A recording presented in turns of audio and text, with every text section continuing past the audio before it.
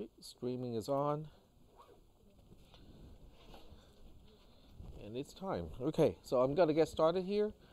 Um, so the first thing is we're going to look up the final exam time of this class. I think we did it before already, just to be absolutely sure. The lecture time of this class is on Monday, Wednesday, and it's at 4 o'clock. So it falls within this time frame. And it's on Monday, Wednesday. So our final exam is going to be on the Wednesday of December 19th from 3 p.m. to 5 p.m. So I'm fairly sure that I talked about this before, but I just want to be 100% sure that we talk about it again so that nobody misses for the final exam. Occasionally, I have people who would miss the final exam by the wrong day.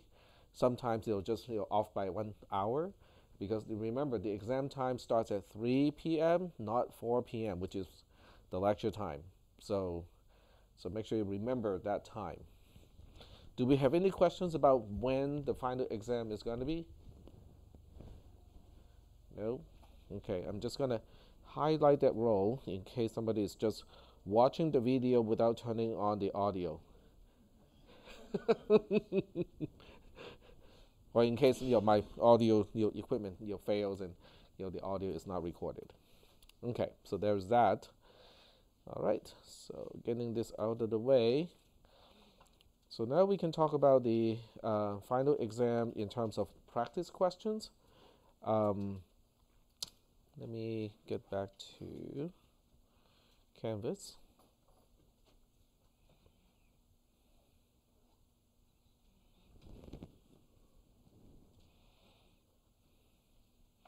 And I put two files into a module called cisp440, final exam, all the way down here. So one is the fall 17 exam, and the other one is the spring 18 exam. So we'll take a look at the spring 18 exam first.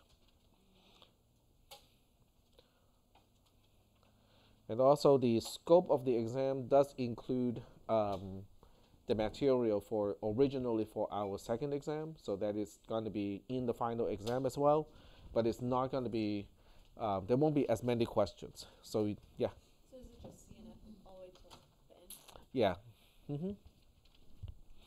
But it is open book and open notes, so that part has not changed. If you want to bring with you a scientific calculator, that's fine. I don't think you will need it, because anything that does require calculation, like permutations, combinations, and that sort of thing, you can just give me the equation. Okay, so I don't think I will ask you for exact values. All right, so this is the exam in spring 2018. So this is just one semester ago. So we'll take a look at the questions. All right. So most of the stuff, is kind of the same for the second exam or the first exam, because you guys didn't take the second exam. So the final exam is going to be 53% of your grade, and then the first exam is going to be 27% of your grade, because we couldn't do the second exam. Okay. All right. So in spring 18, or this year, the graph that I want people to kind of look at for the A-star algorithm is that one. And then I put in the entire algorithm too. So the algorithm, the A-star algorithm, is also put in here, like that. Okay. And then the question, question 1 of 5 is like this. Given the graph is as in figure 1, define a function d so that, so this is given to you, okay? The function is given to you. The edge AB has a cost of 2, the edge AJ has a cost of 8, and so on. So you're given the cost of each edge. In the question, assume the heuristic function is fully informed, which means it is the actual length of the shortest path. Okay, so it's not an underestimate, it's not an overestimate, it is the actual length of the paths. So you want to write the values of the heuristic values of AP, the H value or the heuristic of A to P, B to P, J to P, K to P, N to P, and P to P next to the representation of the next to the graphical representation of the graph. Yep. Um, of the recording? I think so. The reason why it wasn't working before was because I was also using the internal mic, but now that one is muted. I think it should be fine. Yeah, but it's good to check. All right. So write your answer on sheet 1, and here's the description of the trace. The start vertex is vertex A because with A star algorithm, you have to designate one vertex as the start and one vertex as the destination. Unlike Dijkstra's algorithm, where you identify a set of destination vertices, and then it will find shortest path from every single vertex to a destination. The destination in this case is P. The initialization can be combined on a single row.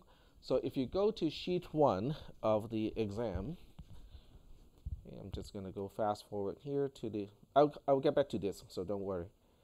So I gave that class a particular sheet for tracing A star, so this way you don't have to kind of line everything and then label the columns. So if I give you a trace question this year, I'll give you something like this. Okay, so that way you don't have to kind of come up with your own sheet to say, okay, so where do I put this particular thing? So I gave the other class a particular format, a table, to do all this. So getting back to the question itself.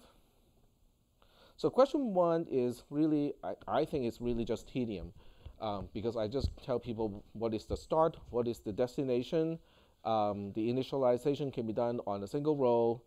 The finishing loop starting on line 20 can also be combined in one single row. So that means if you go to the algorithm, which has line numbers on it, so this loop here can also be done in a single loop, can be done on a single line in the trace. So there's no need to give me like one row per statement execution, because it's kind of tedious if you did that. All right. If any one of O, C, N, Prev, G, F, or T is updated, a new row should be used to indicate how the item is updated. Kind of the same thing that we do with your homework assignment, except your homework assignment was with, did you guys do A star or Dijkstra's? Dijkstra's, okay. So with A star, it's kind of the same thing. You just have to update a row if something is changed, or if something is assigned to, I should say. Because sometimes an assignment doesn't really change the value because the new value equals to the old value. But in that case, you still have to reflect, on the row and go like, this thing got reassigned even though it's the same value. Are there any questions about that part? No questions? Okay. If you need more space, use additional paper to continue the trace, but that means you're going to have to line that paper and use the same kind of column heading. An answer without proper trace but with a correct output may receive very few or no points. So the idea is I want to make sure that you understand the algorithm itself, not that you can find the shortest path. Because with a simple graph, to find the shortest path, you can just eyeball that, okay? So that's not the issue. The issue is, do you know how to follow the algorithm itself in order to find the shortest path? So do we have any questions about this one? Do you guys want to do this one? Yes? Okay. Question number 1 is kind of tedious. All right.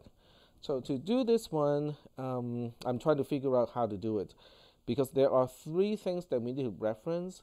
One is the graph, and I want you to write down the H values next to it. So I'm just thinking, how to do this, because okay, first of all, we need to put the edge cost on the graph, and then we have to write down the H values or the heuristic values on the graph itself, next to the graph, And then we need to have a table to track, how we update the various items, while at the same time following the algorithm. There's not enough screen space to do all that. Um, so I can do it on my desktop, but it's not going to show easily. So I have to think of a way to do this so that you guys can follow it as well. Think. Okay, I think I know how to do this. Okay. All right, so let me bring up my glasses first, because if I need to look at this screen extensively, I need to make it comfortable. Okay. So let me see. I think I might have that application open already. Yep, I do. Okay. So let me save this one first.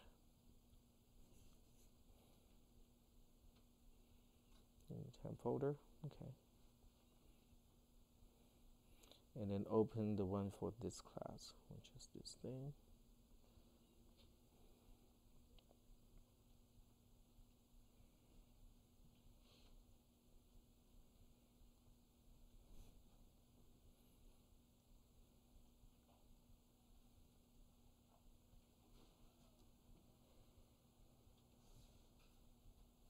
So what I'm doing is I'm going to switch between the browser, which can have a different focus. So the browser can focus on, for instance, right now I just need to know what the edge costs are.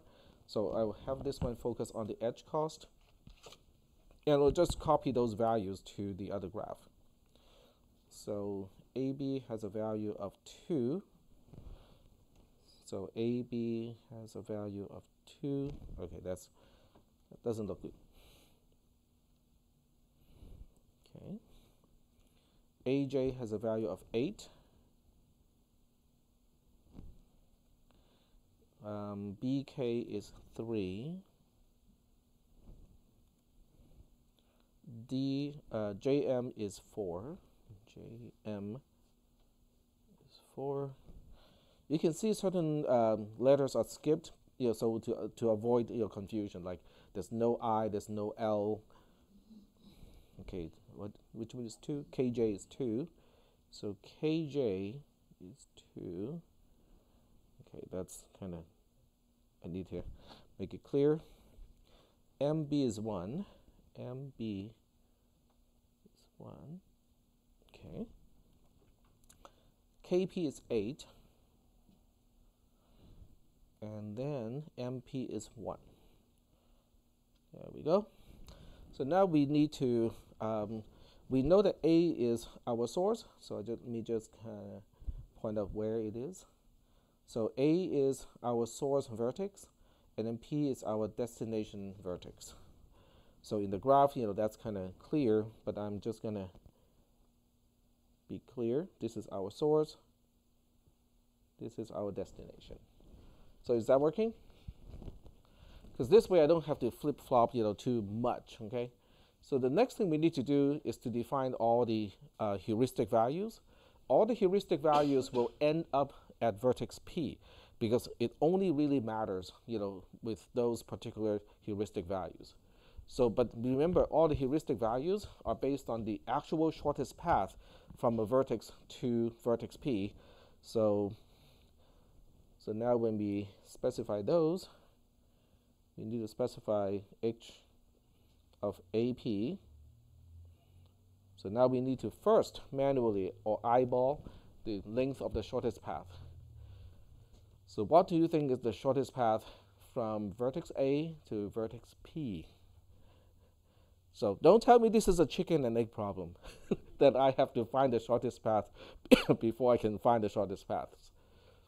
Because you can use Dijkstra's to find the shortest path first, and then use those, he's laughing already, and then use the length of the shortest path to feed into the heuristic value, so you can run A star to find the very same shortest path. I think for a graph this size, we can just eyeball this, right? Okay, so A to B is only 2, and then this is 5, and then 7, 8, 9, okay? So that path has a cost of 9. If I go to J, that's like 8 already. There's no way, I can go to J. So we know that AB is the correct choice, right? So the competing paths is A, B, K, J, M, P. Okay, that's one path. A, B, K, P is another path. But you can see how, A, B, K, P is going to be a lot more costly. You don't even have to look at the rest of the graph. Look at this portion here. K to P has a cost of 8. K to J has a cost of 2. J to M is 4. M to P is 1. So 2 plus 4 plus 1 edges out 8 by 1. So that's how we know the little zigzag, actually is going to be a shorter path. So that's why, the actual shortest path is A, B, K, J, M, P. Is that okay? Can everybody agree that we can actually eyeball and find that? Okay, the graph is simple enough to do that.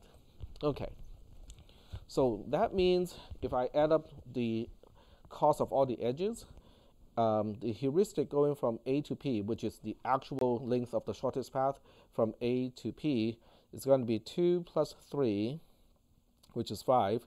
5 plus 2 is 7. 7 plus 4 is 11.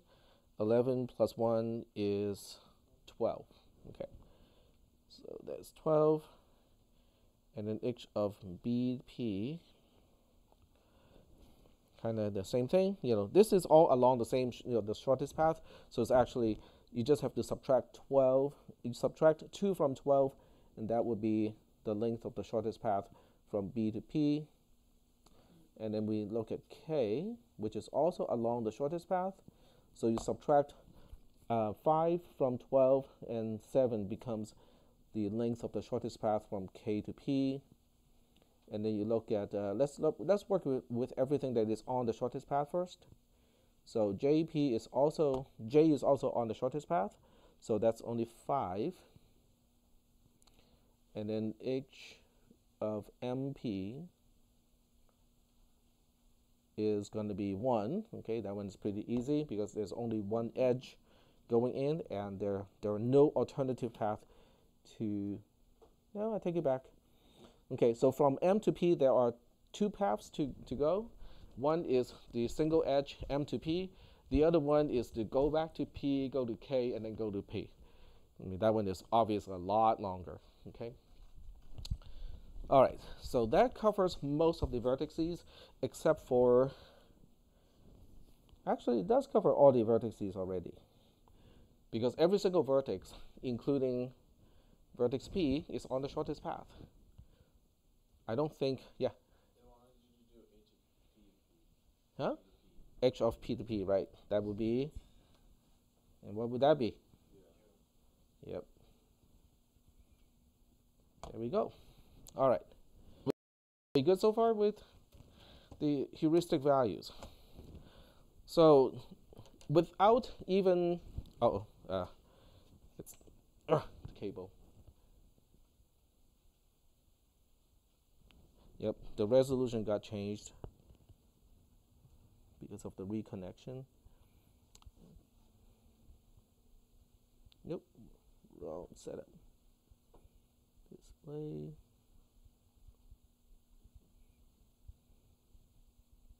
Okay, what I was about to ask was, what if I tell you the heuristic is just 0? Which one do you think is going to be, which heuristic is going to take, will make A star to take longer to execute?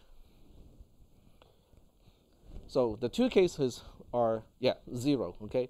If all the heuristic values are just 0, that it will take longer to run the A star algorithm, assuming everything else is the same. Because in that case, it is not guided at all.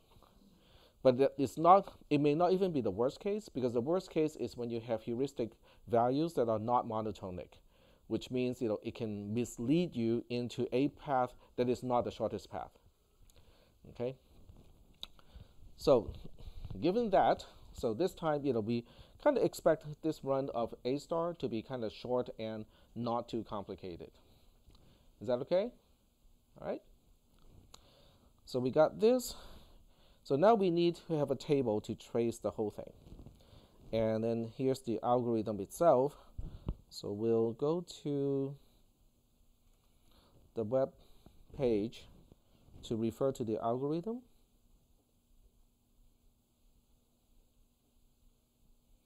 And we'll only show the part where it is relevant.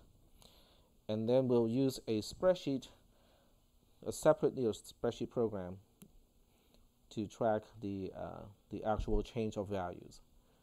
So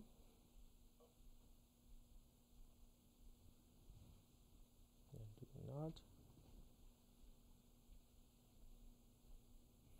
All right. So I'm going to work on this one off screen just to make sure that it has the same format as in the answer sheet here. So some stuff is off screen, don't worry about it. So we have O, which is a set. C is the vertex that we have picked out from O to process. N is a outgoing neighbor of C. Prev is a function so that I know, which vertex goes to which other vertex when the graph is solved. There's function G and then function F. Function G is the cost of the shortest path from the start vertex up to a particular vertex. Function G is the estimated length of the shortest path from the start vertex through a particular vertex to the destination vertex. And then there's T, which is just a temporary variable to store a particular value. Okay? And we'll space out these things kind of like the other one. We need more space for O, not a whole lot of space for C or N because that's just one single vertex. Prev is going to take up quite a bit of space. Same thing with G, F, and then T is a single value again, so it doesn't take up much space.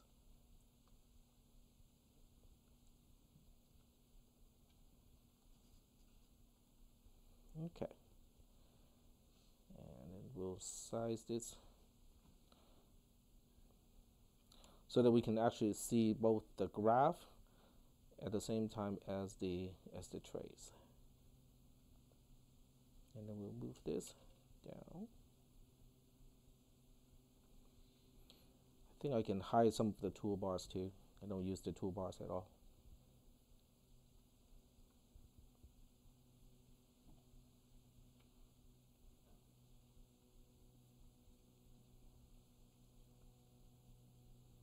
Yep.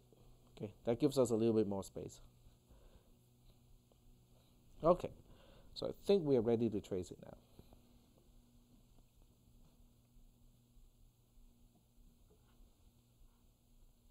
All right, so this is the algorithm.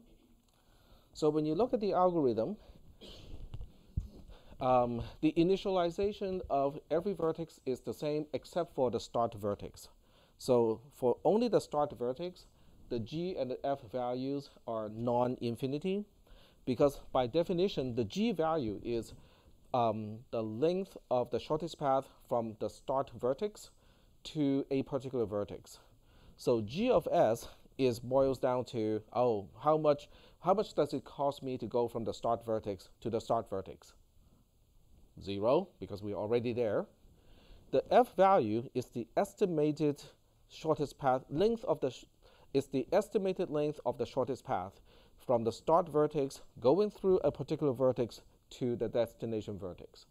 So what do you think is a good estimate of the estimated length of the shortest path from the start vertex through the start vertex to the destination vertex? What is the algorithm telling you as the estimate? It's just a heuristic value. That's what a heuristic value is for, is a way to estimate the shortest path from a particular vertex to the destination vertex. The previous of the start vertex is undefined because it is the first one, so that it doesn't have a previous. And then for every other vertex, the G and the F values are defined to be infinity. The previous is also defined to be undefined. Is that okay? All right. So according to the instructions of the test, you can combine all the initializations to one single row. So that's why we are going to combine all of these. So we'll say the previous of everything is unknown. There are many ways to express a function because previous is supposed to be a function. So you can say previous of A is undefined or unknown. Previous B is undefined or unknown, and so on. You can also use a set of two tuples to represent it. So any way you want to represent it is fine as long as it is clear to me that you understand what the previous set is about and how it is supposed to be initialized. So I can use a slightly wider format. I think that helps to reduce the amount of wrapping around. So it's better this way. Okay. So you guys can tell me which way you want to do it. And I can abbreviate so it's not PREV, just P of something. So do you want to do it like this? This is undefined. P of B is undefined, and so on. Would that be okay? Okay. So let me switch to Zerno on the top and then switch back here. So this way I can just kind of copy and paste by hand. So the previous of J is undefined. The previous of K is undefined. The previous of M is undefined. And then the previous of P is also undefined. Now turn on wraparound for all three of these.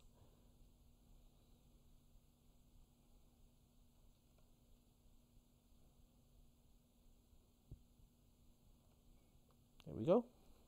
Okay, so the G values are all the same except for the source or the or origin. So G of A is the only one that is different, and the G is the length of the actual shortest path to that vertex. So this is going to be 0, and everything else is going to be in the infinity. So B, J, K, M, and P. Is that okay? All right. There's one more way you can represent it, and that might actually work out better. When you're writing everything, is to chop each column into 6 portions. So you're just tracking P of A in this column, P of B in this column, and so on. That might actually work out easier for you guys to track, to write down changes, because if something is not changing, you just kind of not do anything to that column. Okay, so F is the same as H. So F of A is H of AP, which is 12. F of B is H of BP, which is 10. F of K is H of KP, which is 7. F of J is H of JP, which is 5. F of M is 1. And then F of P is 0. Are there any questions about how all of these are initialized? Yes? It said to only initialize the start vertex to the heuristic, and then the other one. Oh, right. They're all infinities. Yep, thank you. I forgot about that.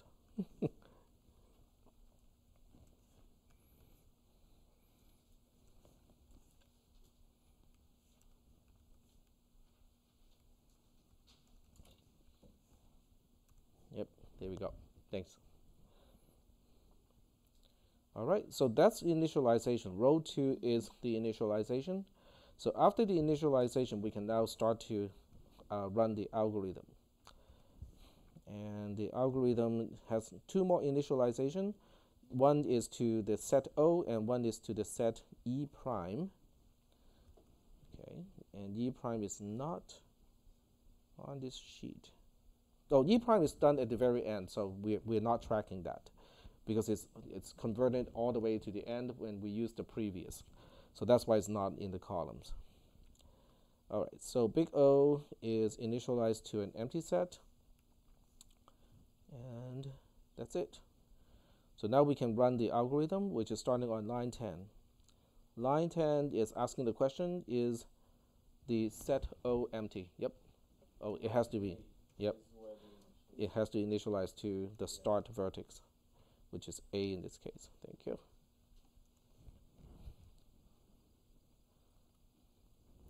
All right, so line 8 has O initialized to just the start vertex, and then we are now on line 10.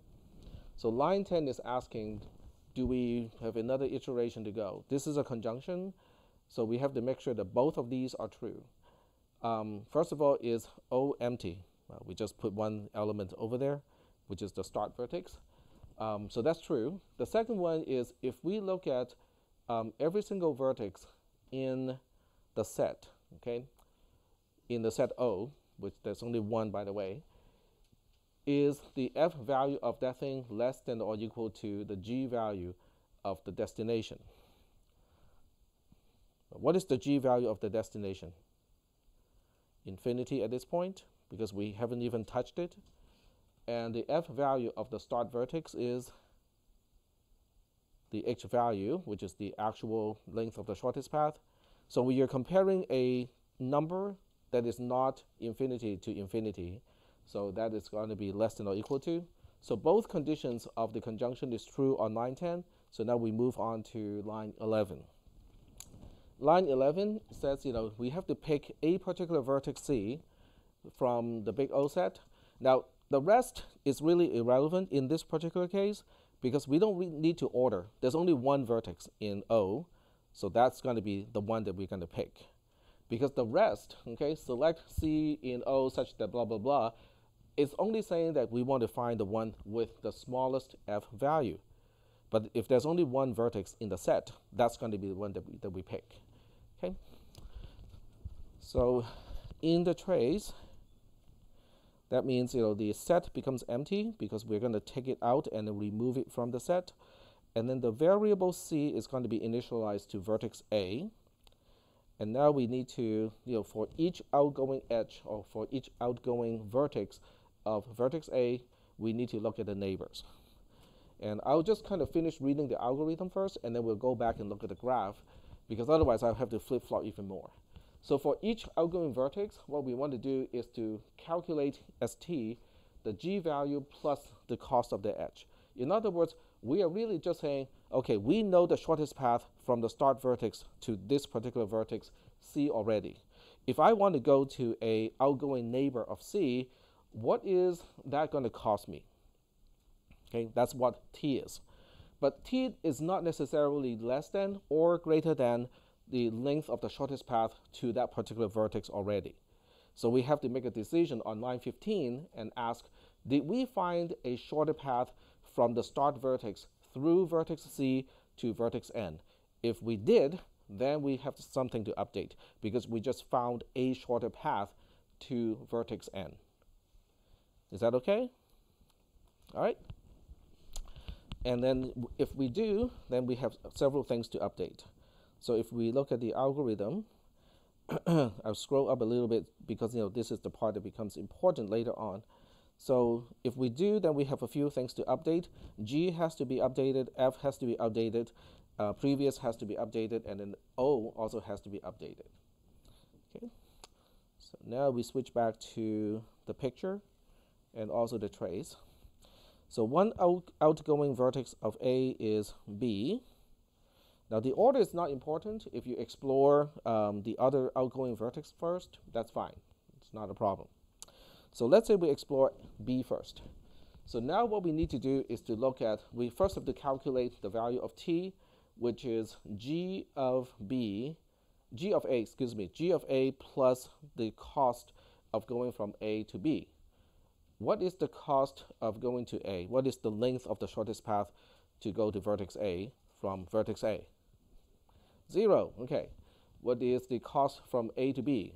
It's 2, and is 2 less than, so T is 2, so this way we update t to be 2 first. So now the question is t less than g of b at this point? What is g of b at this point? Infinity. Is 2 less than infinity? Yep. Okay, so we have a whole bunch of stuff to update. So we update in what order is up to you, because I can't really tell how you update these columns. But eventually what we need to do is to make sure that the previous of b is not undefined anymore. It is now vertex A. And then the g value of b is not infinity, it is now 2. In other words, the actual length of the shortest path from vertex A to vertex B is now 2. And then f also has to be updated. So in this case, we have to update f of b to be 2 plus h of bp. h of bp is 10, and g of b is 2. 2 plus 10 is 12. Is that okay? In the test, if you say, I don't want to copy everything like that, you can just draw an arrow, point it down, and then just update the one item that you're updating in the entire list. So that can significantly save you time in the test. But since I'm not writing, I'm just copy and pasting, I can do that. Is that okay? All right. And then there's one more thing to update. Big O also has to be updated. Because if you are updating the g value of a particular vertex, it has to be put back into O, because it can potentially impact other vertices that it touches. The other vertex that is coming out of A, or A is connected to, is vertex J. So now we look at vertex J and ask, are we updating the g value? So the first thing we need to do is to calculate the t value. The t value is g of A plus the h going from A to J. G of A is still 0. The h aj, it has a cost of 8. 0 plus 8 is 8. So we write 8 down as t. And then the next question is that less than the current g of j? Well, the current g of j is infinity. 8 is less than infinity, so now we update that too.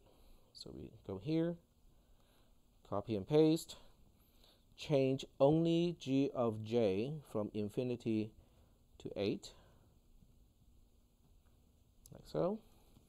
But we also have to update all of the other ones too, because once we get into the conditional statement, there are a few things to update. So p of j is no longer undefined, it is now vertex A. And we also have to update f. So the f value of j is not infinity anymore. It is going to be g of j plus the heuristic value from j to p, which is 5. So now we are adding 8, 5 together, and that will get us 13. Okay.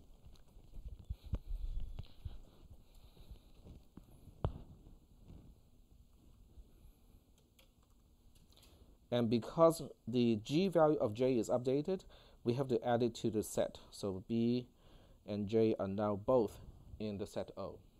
So that concludes the for each loop. Now we go back to the big while loop. And from the big while loop's perspective, it's asking, do we still have something in the set O? Yep, we got 2 things now. And the next question is, if you look at the f value of everything in it, are they all less than or equal to the g value of the destination? Well, what is the g value of p? It's infinity. So the second part of the condition is going to be true. Okay? But what if something in O has a g value of infinity? Is that possible? Let me ask the question again. Is it possible to have a vertex in O, big O, as a set, such that the g value of that vertex is infinity? Is that possible? Why is that not possible? Yep. start with the 0 start. Yep. So there are two ways to update something, to put something into the set O. The first one is the initialization out of the loop. That one is not infinity. What is that?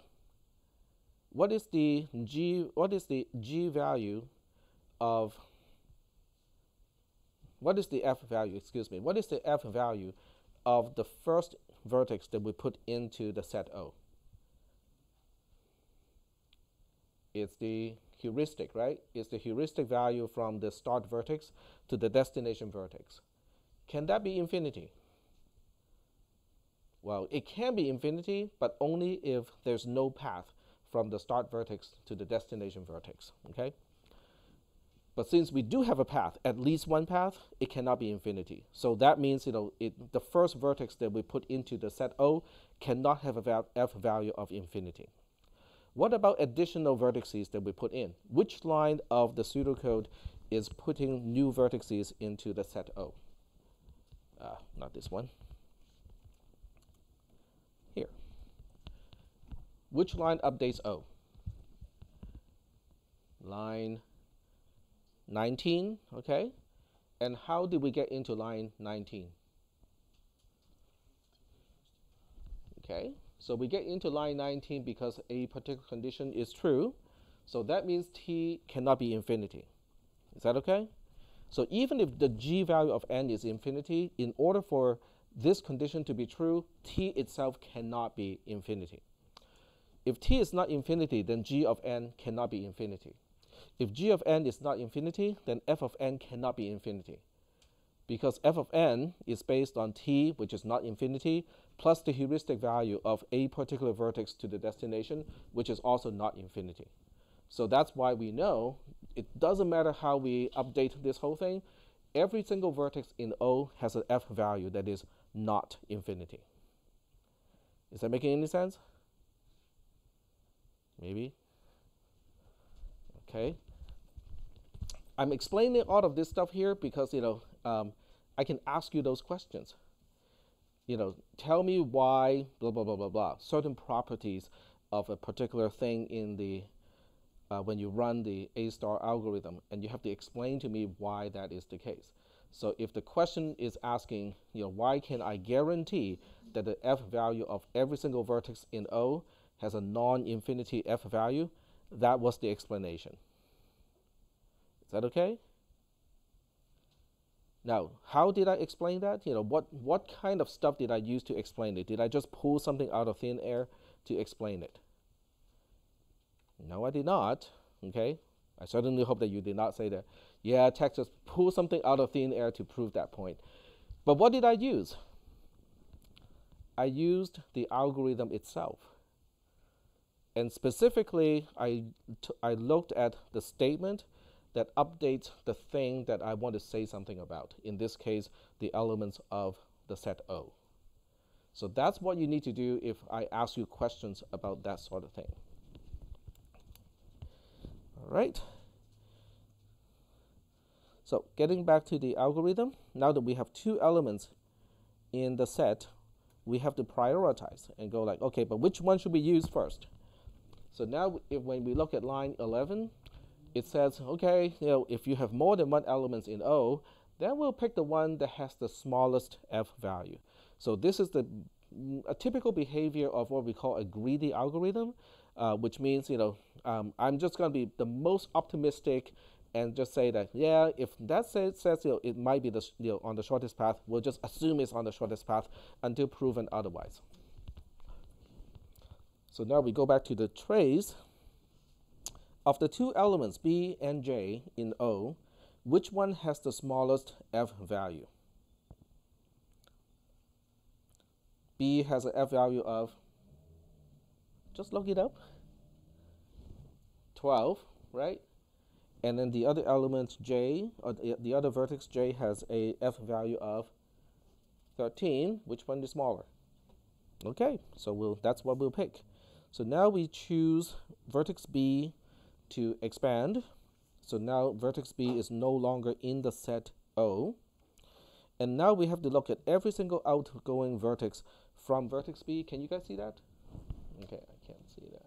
Yep, you can see that part. Okay. And we refer to the graph. So according to the graph, from vertex B, there's only one outgoing edge to K. So now we only consider K. The first thing we do is to compute the value of T. Or the first thing we do, first we compute the value of T, which is G of B plus the edge, the cost of the edge BK. What is G of B? G of B is 2, and then the edge going from B to K has a cost of 3. 2 plus 3 is 5. So T, which is just a temporary variable, has a value of 5. Then the next question is, well, are we going to, is it less than the current G value of K? You look up the current G value of K, it is infinity. So the condition is true. Okay, 5 is less than infinity. So now we got a whole bunch of stuff to update again. So once again, when you're doing this on the piece of paper, you don't have to do the copy and paste. Just indicate the new item, the value of the new item, or the item that has changed. So G of K is the one that is updated to the value of T. T is 5, so this is now 5 as well. And then we have to update previous, so that we remember the previous of K is not undefined, it is now B. So the previous of K is vertex B. And then we also want to update the F value, so that F of K is not infinity, it is G of K plus the heuristic value from K to P. The heuristic value from K to P is 7. 5 plus 7 is 12, so we write down a 12 here. And the last thing, don't forget this one, this is actually quite important, is to make sure that K, vertex K, is also going to be in the set O. Is that okay so far? Okay, so now the inner loop is done, the for each loop is done. We go back to the outer loop, the while loop, and then we ask that question again. First of all, is O empty? Clearly not empty. And the second question is, if you look at the F value of all the vertices in, F in O, are they all less than or equal to the G value of the destination? I think that's a pretty easy answer. G of P is infinity. And we already know the F value of anything in O cannot be infinity. So we now know both conditions are true. True and true is true. So we get into the another iteration of the outer loop. The first thing now we need to do is to say, okay, we got two elements in O, vertex J and vertex K. Which one should I use to expand next?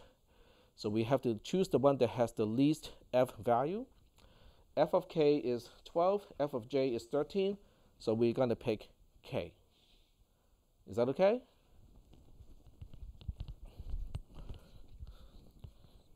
All right, so K is the next one that we choose out of the set O. We have to remove that from the set as soon as we take it out of the set.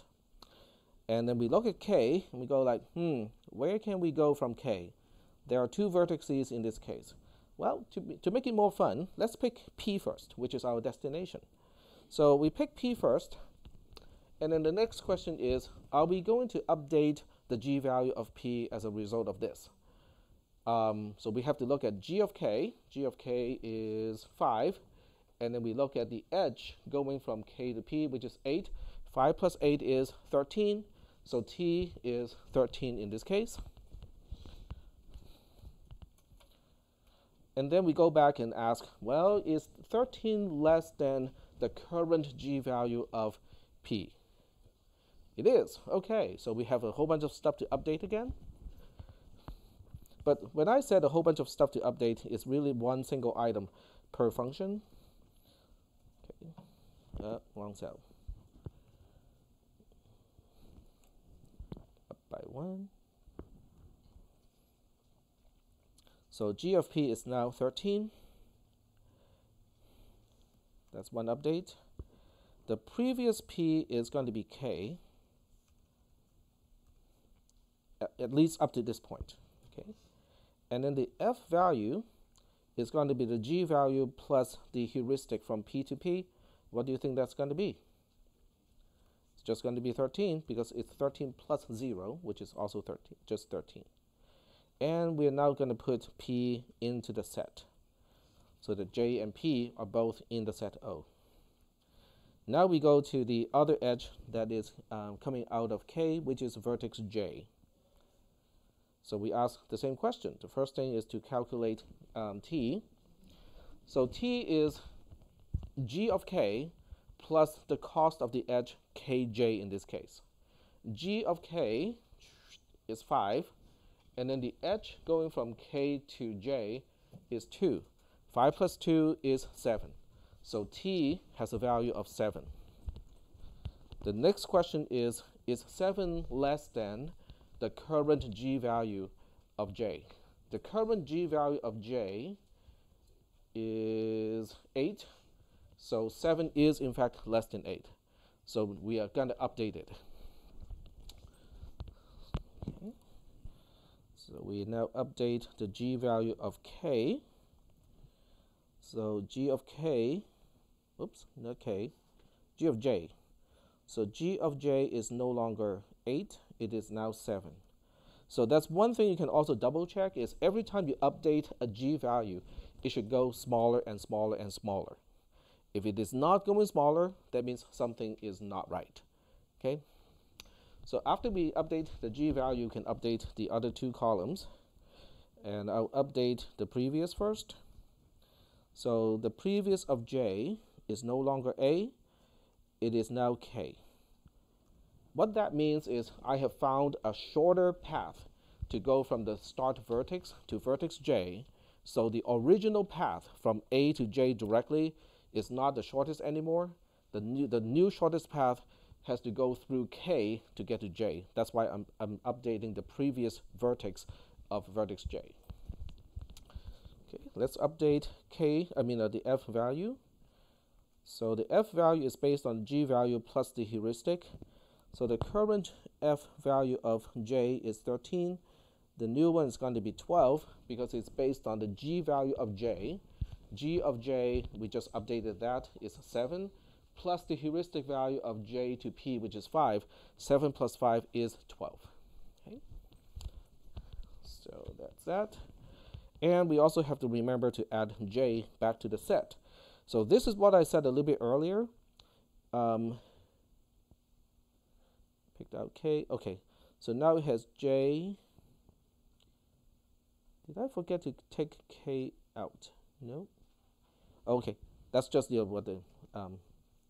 so J, P, and J is still in it, but it's still updated. Okay, let me do that one more time. JP. So the actual value of the set O has not changed, but I'm still updating the column because it triggers quote-unquote an update. Even though it's updated to the same value, it is still an update. Is that okay? So don't miss that update, okay, because I will be looking for that. All right, so I think we have found, we have processed everything that's coming out of K, and now we are going back to the beginning of the outer loop, so we ask that question again. Can we stop? Well, first of all, if O is empty, we can definitely stop. There's nothing to process if O is empty. O is not empty. Second question, is the F value of every vertex in O less than or equal to the G value of P? The G value of P is 13. The F value of J is 12, and the F value of P is 13. They're all less than or equal to. Is that okay? So that means both conditions are true. We now go into another iteration of the outer loop. Of the two vertices in O, we have to find the one that looks the most promising. This is the trademark of a greedy algorithm, which means out of J and P, we want the one that has the lowest F value. F of J is 12, F of P is 13. Which one should I choose?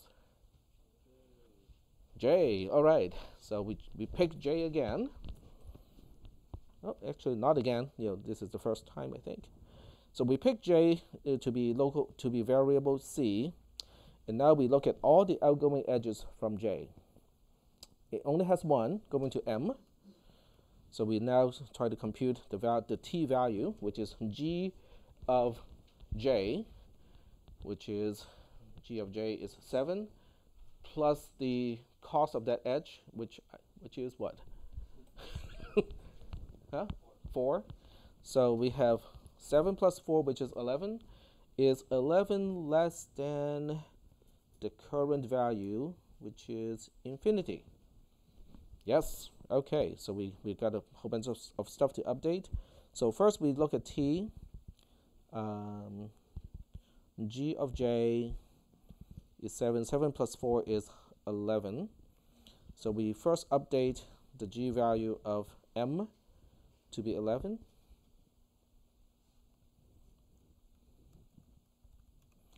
And then we update the rest. So the previous of m is now j.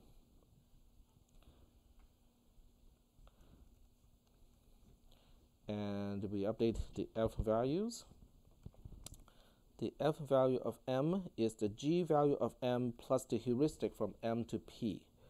The g value of m is 11, and then the h value from m to p is 1. 11 plus 1 is 12. And then we also want to add m to the set.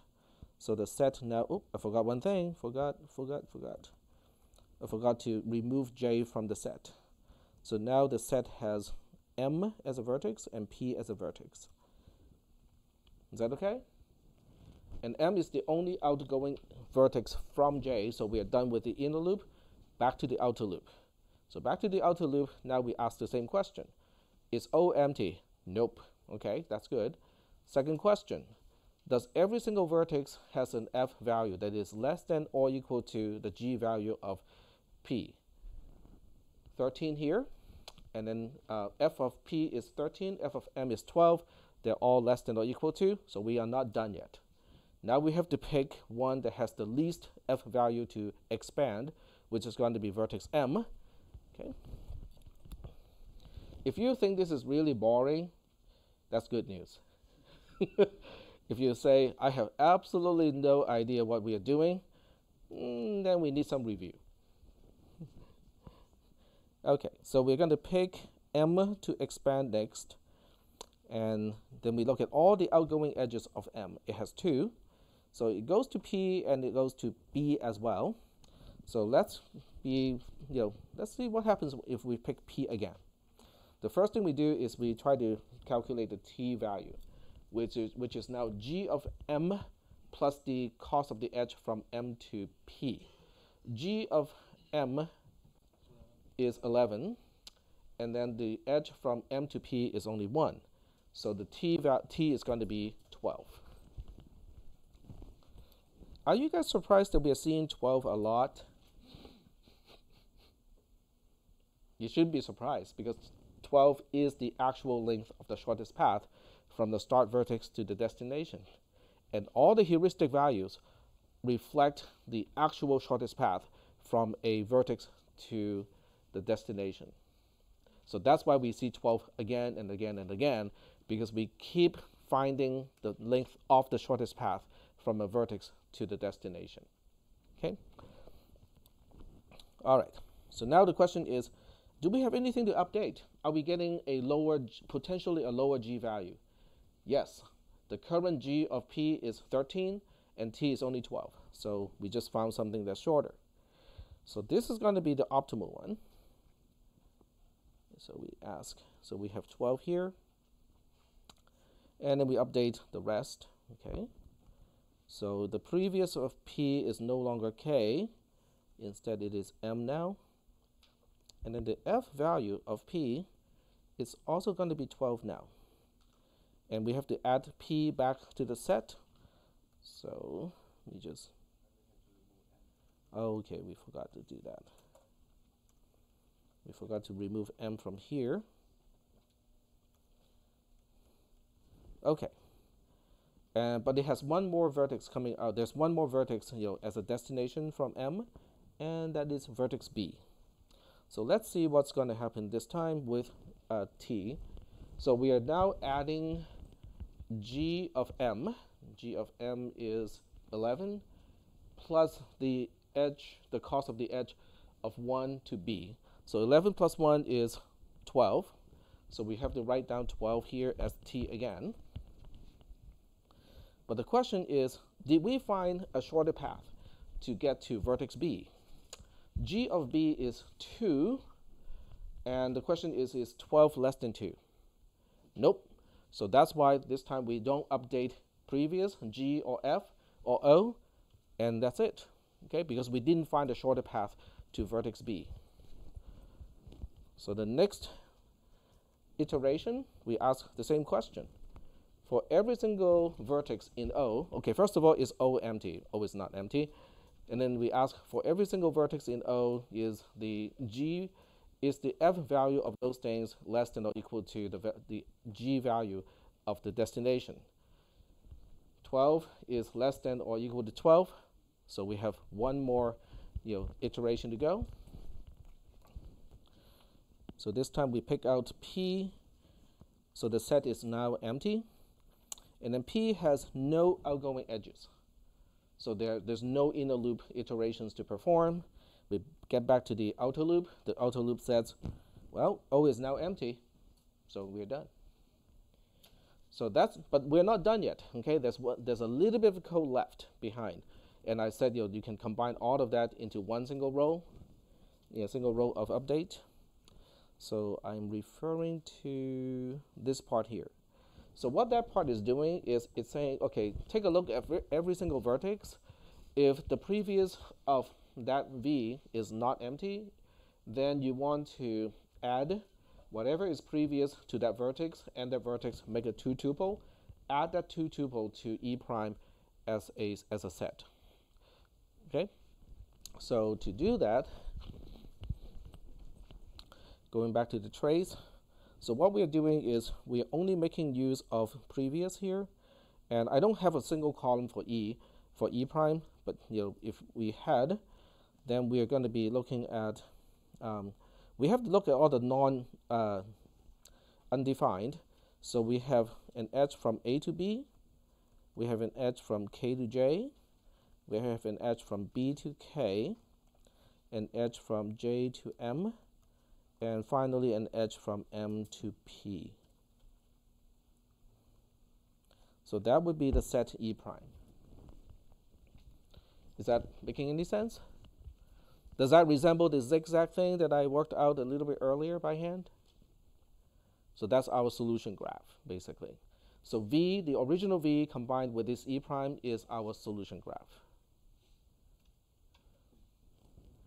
Is that okay? It's kind of tedious, but it's just following the algorithm and making sure that we're updating the values correctly. Yep. Question. So is there a way to cut down on the number of variables we're keeping track of? So instead of having one number for F and G for each vertex, can we say this vertex is never going to be the shortest, so we're just not even going to keep track of it? That way we can cut down on space.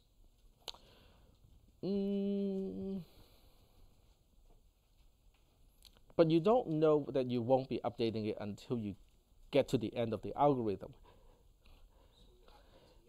Yeah. So the quickest way to shorten how much you have to write is really just to kind of cross it out and then use a pointer. But that makes it kind of difficult to keep track of what about the values of all of the other ones. So the other way to do it is to break column F into 6 different columns and have one column per vertex. So so it's easier to look up because now you look at F of A and you just look up that column and you find the value. I was just thinking I could implement this with the graph of a million nodes. Would there be a way to cut down so we only Nope. check like 5 nodes? No. If you have 5 million nodes and you need to look up things like this, in terms of implementation, you can use a hash table. You can use anything that is really fast to look up. So any self-balancing tree can be used because it's log n of time to look up. You can also use just a hash table. But a hash table, you have to kind of know the number of vertices first, because otherwise your hash table may not have enough buckets for the number of entries that you have. Yep. For E prime, would B, K be in front of KJ, or does order not matter? Order does not matter because E prime is a set. Okay. So how you want to list the tuples does not matter, but within a two tuple, the order does matter between the vertices. All right. Yep. Does it matter if you, for example, use C code to traverse the program, to do this instead of just that code? SQL, SQL, No, C code, C++ code. C++ code. Yeah, instead of pseudocode, just C code. Can we use that or But not in the test. not? I don't understand how you can use it in the test. No, He's asking if you can look at that instead of. yeah, instead of this one, because this one I don't know, yeah, I understand it, but it takes me so long to for it to actually go. I see. Well, you can do that, but only if your C++ code is equivalent to the pseudocode here. Yep. Because ultimately what I do is I look at the trace and I compare the trace to what it is supposed to look like. So if you want to, you can't really bring in your C++ code because you won't know how I'm expressing the code in pseudocode. Now that you can actually have a pretty good idea because it's coming out of the textbook, right? Coming out of the module. So if you read the module and you look at the Dijkstra's algorithm and you go like, I don't like pseudocode, okay? I like C++ code. Then you can have a separate sheet only for yourself, which is the quote unquote compiled pseudocode into C++ code, and you can follow your own C++ code. But your C++ code has to follow the same logic, and it has to produce the same output, so that when I compare your output, I can use the same key to compare to your answer. Is that making any sense? Okay. So for that matter, if you guys want to use Python as your own representation, that's fine. If for people want to use Lisp, hey, that's good too. All right. So are there any questions about this one? Took a long time because it's really tedious. Yep. Line 15, did you write no change or Row 15? Yeah. You mean here? Yeah. Did you write no change? No, that's fine. This is fine because if there was any change, I would expect updates on all of these columns. So the fact that it doesn't have any updates tells me that that we are not getting into the conditional statement. And that's what I'm looking for is, do you understand how the algorithm works? And the trace as it is right now already indicates that you know how it works. So is that okay? All right. Any other questions? No other questions? It takes me longer because I have to flip between three things. But in your case, if you can lay out, like the algorithm and the map, and also the trace on the side, it's going to save you a lot more time compared to what I did. I don't think 3 pieces of paper you can fit on this table. You need an expansion set. All right. So that's for question number 1. So question number 1 serves multiple purposes. So the other purpose that question number 1 is serving is to get you familiarized with the algorithm. So now we'll use we'll use all the time in today's class to answer as many questions as possible. So question number 2 is asking the construct called prev, previous, in the A* algorithm can be seen as a function, and the function has a interesting codomain because it's not really going from V to V, but it's going to V to the union of undefined because undefined is not a vertex. So if I said it goes from V to V, that would not have made it a function because the mapping actually maps to an element that is outside of V itself. So I have to add this as a additional element of the codomain. So first describe what makes a set of 2 tuples a function. If you had a copy of the module, you can just quote from it. Okay, find out where we define a function, what makes a function, copy and paste it. Okay, so basically every element in the domain has to map to one and only one element in the codomain. That's it. Does it have to be unique? No. Do we have to use up everything in the codomain? No. Do we have to map everything in the domain? Yes. Is that okay? All right. So that's what you'd put here. I'm not going to write it here. It's just kind of wasting time. Next, describe why pref is a function before the first iteration of the while loop after the initialization. So if you look at how pref is initialized, why is it a function? Well, you just have to make sure all the requirements of a function is met, right? Everything mapped to undefined is undefined in the codomain. Yes. The only one thing that does, no, I take it back. Everything maps to undefined. And undefined is an element in the codomain. And is everything mapped? Yep. That makes it a function. Done. Last, describe why pref remains as a function despite the update of the set on line 18. So now we go back to line 18 and find out, okay, what are we doing on line 18 and why it maintains pref as a function. So when you look at line 18, it sets update pref n to C. So instead of mapping n to something else, n is now mapped to C. But we already know that it was a function before the update. So the only thing that can make this not a function anymore is C is not an element of the codomain. So now you go up and you ask, so what is C? Well, you go up and we find that C is an element of O. Okay? So how do we guarantee that everything in the set O is a vertex? Well, you go to the initialization. Okay? What is the very first element that we put into the O set? It's the start vertex, right? Is the start vertex a vertex? Is it in V? Yes. Okay, so we got that covered. Then the second thing you ask is, how do we put other things into O? How do we get other elements into O? Well, that's over here, right? And it is n. Okay. What is n?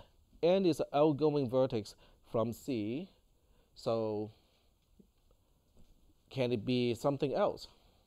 Can it be something other than in the set of vertices? Nope. Okay, well, just argue using those points. So that means ultimately when we update n, or the previous of n with C, C has to be a vertex in V. So that means the function pref continues to map the change of the mapping is still mapping n to a vertex, to a element in the codomain. Is that okay? Because all we're doing is changing the mapping of one particular element in the domain. We just have to make sure that it is still mapping to something in the codomain. Is that good so far? So that's kind of question number 2. Moving on to question number 3. Okay, question number 3 says, the A-star algorithm guarantees to find the shortest path, but only if h does not overestimate the length of the shortest path from one vertex to the destination vertex. Let's mess up A-star. So propose a change to a single h value so that it basically breaks the algorithm. It doesn't find the shortest path anymore. Okay, but you're only allowed to change one h value. So in the following space, indicate which h question mark p value you're going to change, the new value of that thing, and the path that A-star will find, quote unquote, as the shortest path as a result. In other words, it will find the path, but it's not going to be the shortest path. Explain why the algorithm is tricked and make references to the line numbers of the algorithm to be specific.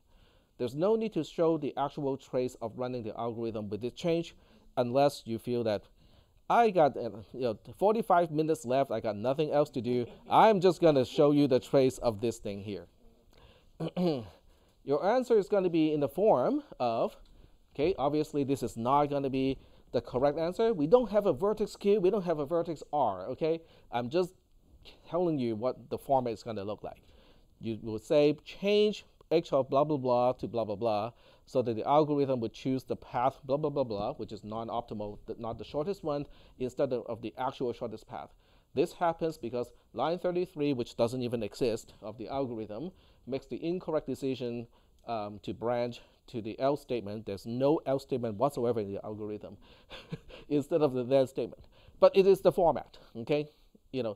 Why is your new H value tricking the algorithm to use the wrong path, okay? Which statement, where did it take the wrong turn to conclude that, oh, this is the shorter path, okay? Obviously, the example is not going to help you because, it is just an example. So what are you going to do? So let us go back to the graph. And I think this may be the last thing we can talk about today because we are running out of time. So, not the right tool. This tool, there we go. Okay. So if you're only allowed to change one single H value, okay, which one are you going to change so that the algorithm will choose the wrong path? It would just go like, yeah, this looks shorter. Yep. Change MP to be a million, and look at it, say this is a fairly path, we'll go with KP instead. That may not work.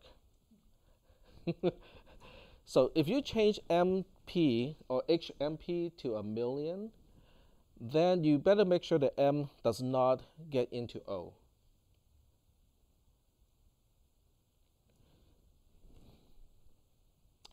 So you're banking on the algorithm will choose A, B, K, P as the solution graph, which is non-optimal, instead of going through M. Is that right? Because it cannot touch M. The moment it expands M, the algorithm finds the shortest path. So M cannot be expanded. M cannot be picked from the set O at all. So you have to prevent it from happening.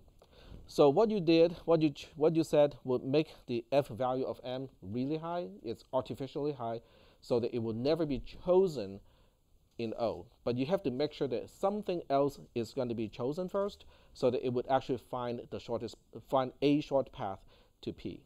So let's see if that is going to work. Okay, I'm not sure whether it's going to work, but we'll just kind of run through the algorithm kind of on just in our minds. So A is going to expand. There's no stopping from A from expanding because A is in O originally, and that's the only element in it.